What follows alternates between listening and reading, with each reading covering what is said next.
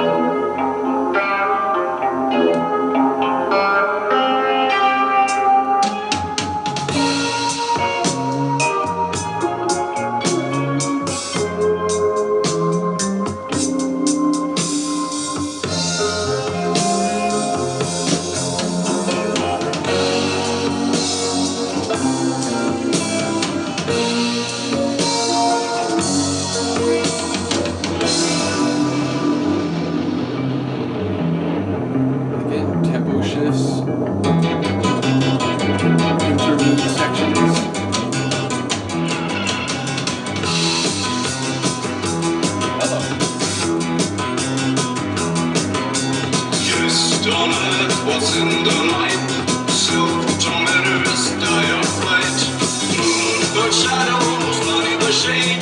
A lonesome brigade, what's in the night? Lights outside, the rats are in. The cats fear, wake wide. They're wild, untamed, the edges are. They're going to the extremes. They're going too far for you to follow, for you to know. I gotta keep running. I can't be slow, I can't be slow. Oh no.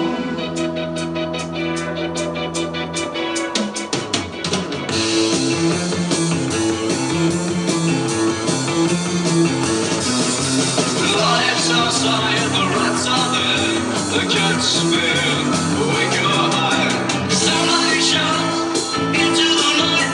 I wonder what this world was like. Losing beauty in daylight. Give it one more chance. I can't be slow, I can't be slow.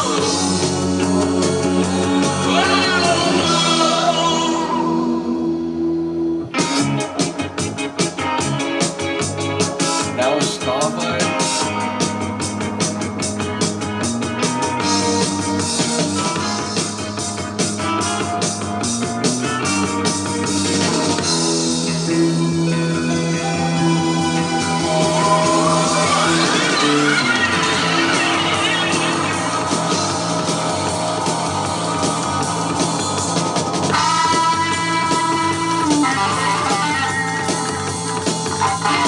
A dissonant haze followed by that guitar work.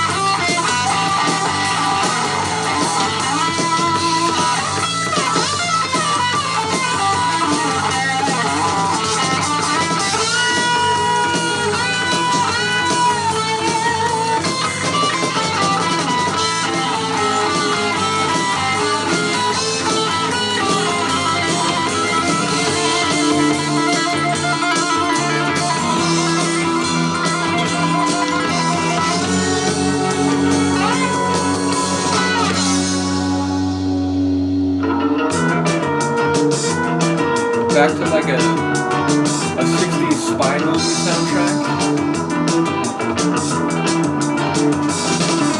Once a day, towards the light, nothing beats dark Feel the bass. light.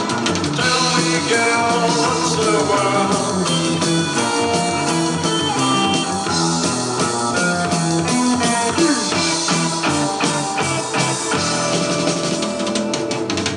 What's your life?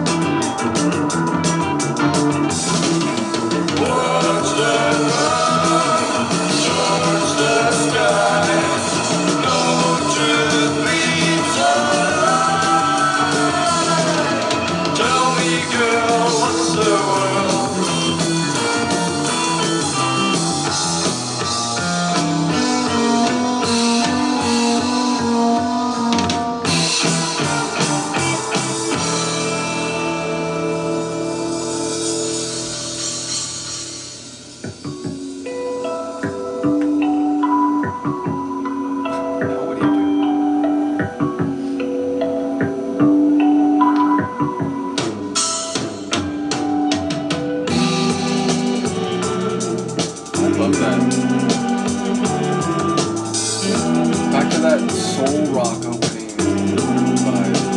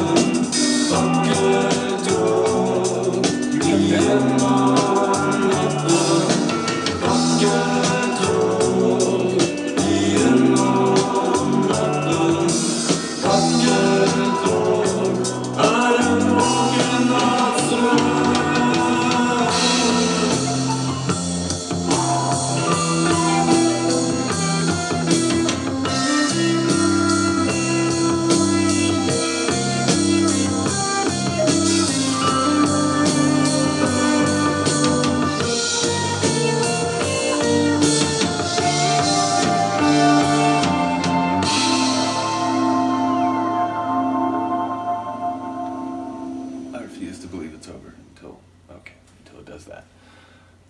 And that's hilarious. Not in the sense of its musical quality. I think it's fantastic, but I think it's very much in the vein of the first album. It doesn't necessarily sound more commercial. Now, I'd say that not only because it's, like 8 minutes long? Was it 9 minutes long? Yeah, 9 minutes long. But also because it has all those expressive and artistic tempo changes, section shifts, multiple styles melded into a single tune that felt like a sonic movie. I talk about that with some tracks, especially instrumental ones, where your mind is just really trying to find visuals or narrative based on the sonics. But there was like that sort of 60s spy movie, I think I called it, motif that kept coming back, but in between were dissonant psychedelic sections, echoed vocals, a section with had a sort of rhythm guitar feel that was almost ska-like. There were different colors and genres that came into the discussion along the way. So it didn't particularly feel upbeat. I suppose, again, the section where the guitar really came in strong, and even that 60s spy movie recurrent theme had a bit of energy, and it was, I suppose, lighter. But the tune overall had this